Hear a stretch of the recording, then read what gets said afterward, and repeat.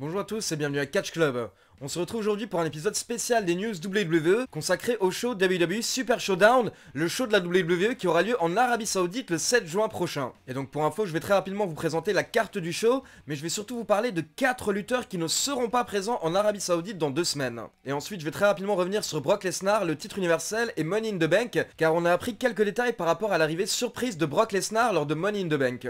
Donc pour ceux qui ne sont pas au courant, la WWE a signé un contrat avec l'Arabie Saoudite l'année dernière pour une durée de 10 ans. Et donc dans les prochaines années, la WWE ira produire des shows en Arabie Saoudite, et elle a commencé l'année dernière avec 2 shows. Donc d'abord on a eu le Greatest Royal Rumble, et ensuite on a eu WWE Crown Jewel. Je vais pas revenir sur la qualité de ces shows, je laisse chacun se faire son opinion. Et donc comme je l'ai dit, le 7 juin prochain, on aura le droit au 3e show de la WWE en Arabie Saoudite, WWE Super Showdown. Et vu que l'Arabie Saoudite paye très cher, le but de ces shows c'est clairement d'envoyer du lourd. Du coup pour le moment on a 7 matchs annoncés pour WWE Super Showdown, avec d'abord une bataille royale de 50 catcheurs, ensuite Braun Strowman contre Bobby Lashley, Roman Reigns contre Shane McMahon, le retour du démon Finn Balor contre Andrade pour le titre intercontinental. Là je vais vous donner un petit spoiler par rapport à SmackDown, donc pour ceux qui ne sont pas au courant, coupez juste le son 10 secondes. Mais pour info, à WWE Super Showdown, on aura le droit à Kofi Kingston contre Dolph Ziggler qui a effectué son retour à SmackDown, et donc ce sera pour le titre WWE. On aura également Triple H contre Randy Orton,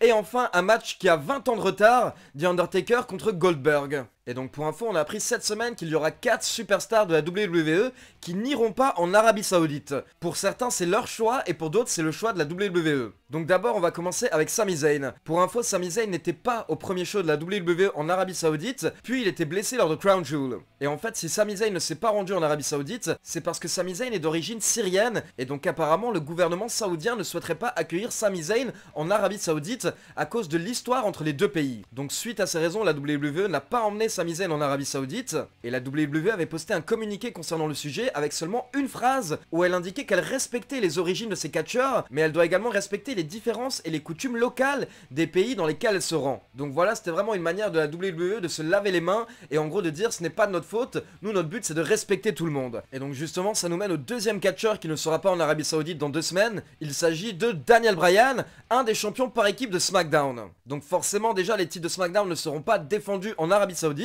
Et concernant Daniel Bryan, il faut savoir qu'à la base il est allé au premier show de la WWE en Arabie Saoudite, donc le Greatest Royal Rumble, mais par la suite il a refusé d'aller à WWE Crown Jewel, et il refuse à nouveau d'aller à WWE Super Showdown, et donc apparemment il y aurait plusieurs raisons. La première raison c'est le fait que Sami Zayn n'a pas le droit d'aller en Arabie Saoudite, et donc Daniel Bryan trouve que c'est du racisme de la part des Saoudiens, donc il souhaite soutenir Sami Zayn et ne pas aller en Arabie Saoudite. Et à côté de ça, la seconde raison serait le traitement des homosexuels par l'Arabie Saoudite, car en fait la première fois que Daniel Bryan s'est rendu dans ce pays, il n'était pas vraiment au courant du fonctionnement de l'Arabie Saoudite, il l'a avoué lui-même. Et c'est une fois qu'il est rentré en fait qu'il a commencé à s'informer sur le pays. En plus par la suite il a eu l'affaire Jamal Khashoggi, cette affaire où en gros le roi de l'Arabie Saoudite a ordonné le meurtre d'un journaliste, et en gros personne sur la planète n'a dit quoi que ce soit. C'est pas grave, on tue un journaliste, mais bon vu que c'est l'Arabie Saoudite, ils peuvent faire ce qu'ils veulent. À côté de ça, comme je l'ai dit, le pays réserve un très mauvais traitement aux homosexuels, et du coup en fait toutes ces raisons ont fait que maintenant Daniel Bryan ne souhaite plus se rendre en Arabie Saoudite. Et honnêtement je trouve que c'est très noble, c'est très respectable. Ensuite on continue avec Aleister Black. Donc Aleister Black ne sera pas en Arabie Saoudite, mais cette fois-ci en fait ce n'est pas son choix, c'est la WWE qui a décidé de ne pas l'emmener. Et en fait ce serait à cause des tatouages d'Aleister Black, parce qu'en fait certains des tatouages d'Aleister Black ont une connotation religieuse, et donc apparemment la WWE a peur que cela offende l'Arabie Saoudite, du coup ils ont décidé de ne pas emmener Aleister Black au show. Et donc pour info, pour l'anecdote par rapport au tatouage qui pourrait déranger, en fait il s'agirait d'une femme qui est tatouée sur le dos de Aleister Black et qui s'appelle Lilith.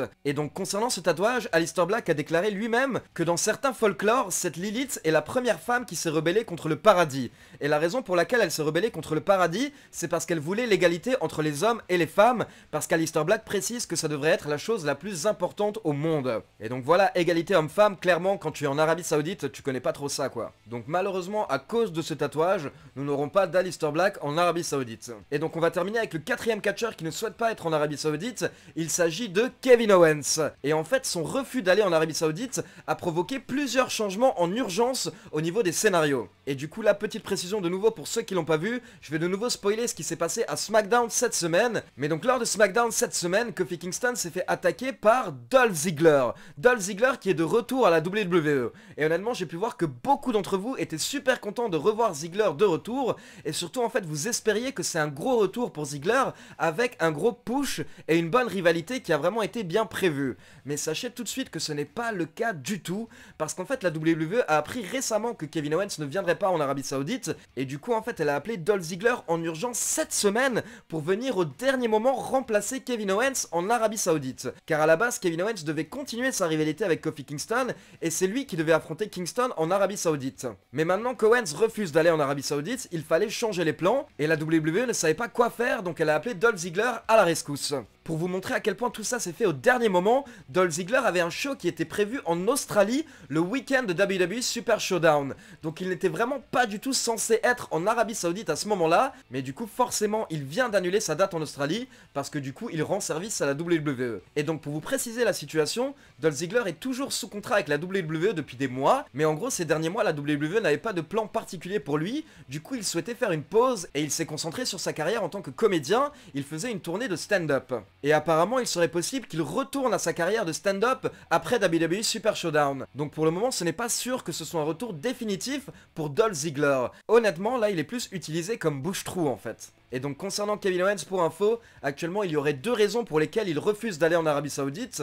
D'abord la première serait que tout simplement c'est sa famille qui lui aurait demandé de ne pas y aller. Et ensuite la seconde ce serait qu'il souhaite lui aussi soutenir Sami Zayn, car il n'est pas d'accord sur le fait que Sami Zayn ne soit pas invité en Arabie Saoudite. Donc voilà, personnellement je suis content de voir qu'il y a bien des catcheurs qui ont l'option de refuser d'aller en Arabie Saoudite, comme Kevin Owens et Daniel Bryan, et que ces catcheurs osent faire entendre leur voix et montrer l'exemple. Donc voilà, et c'est vraiment juste mon avis perso, moi je souhaite féliciter Kevin Owens et Daniel Bryan, parce que c'est des gens comme ça en fait qui font avancer les choses. Et donc pour en finir, par rapport à WWE Super Showdown, on va s'intéresser au titre universel. Car comme vous l'avez vu, du coup on a un match pour le titre WWE, mais actuellement on n'a pas de match pour le titre universel. Et les rumeurs annoncent depuis maintenant plusieurs semaines que normalement on devrait avoir le droit à Seth Rollins contre Brock Lesnar lors de WWE Super Showdown. Du coup il est fort probable que Brock Lesnar encaisse sa mallette Money in the Bank lors de WWE Super Showdown. Et d'ailleurs un petit détail par rapport à Brock Lesnar, on vient d'apprendre que lors de Money in the Bank 2019, aucun des catcheurs dans le ring à part Ali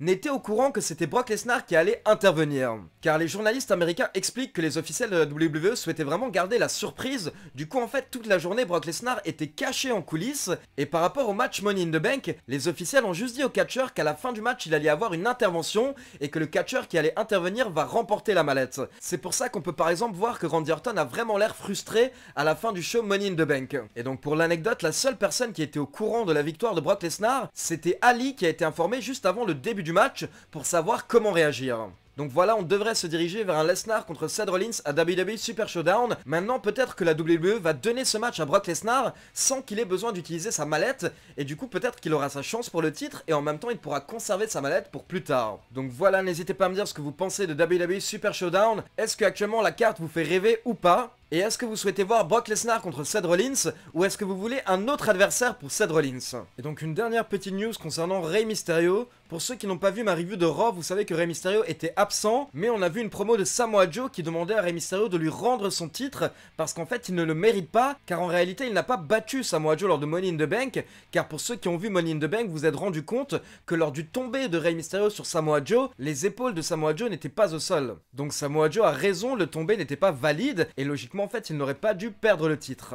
Et à côté de ça, une deuxième info, mais dont les commentateurs n'ont pas parlé lors de Raw, c'est que Rey Mysterio actuellement est blessé suite à l'attaque de Samoa Joe après leur match à Money in the Bank. En fait, apparemment, Rey Mysterio s'est mal réceptionné et il se serait disloqué l'épaule. Du coup, cette semaine, il doit voir des médecins et passer des examens, et donc on saura fin de semaine quelle est la gravité de sa blessure. Et c'est pour toutes ces raisons que la WWE a annoncé que lors du prochain épisode de Raw, ils vont éclaircir la situation du titre des États-Unis et nous expliquer en gros qu'est-ce qui va se passer. Donc pour info, si jamais les blessures de Rey Mysterio sont trop graves, il est possible qu'on lui retire le titre des États-Unis à ce moment-là. Et d'ailleurs, la WWE a également annoncé que lors du prochain épisode de Raw, Brock Lesnar et Paul Heyman vont annoncer pour quel titre Brock Lesnar va encaisser sa mallette Money in the Bank. Et donc pour info, tout ça aura lieu le week-end du 7 juin, mais d'abord ce week-end, on a quelque chose de plus important à mes yeux, c'est le week-end du lancement de la AEW, avec le premier show de la AEW qui aura lieu samedi soir, Double or Nothing. Du coup, forcément, demain, donc vendredi, je vais vous sortir ma vidéo pronostic pour le show Double or Nothing, donc on va revenir sur toute la la carte et je vais vous donner mes favoris,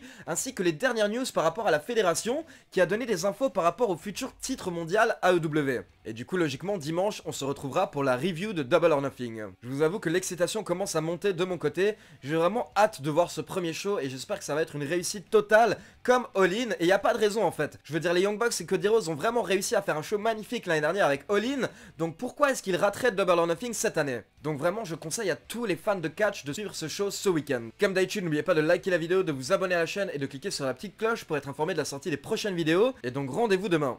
Ciao tout le monde!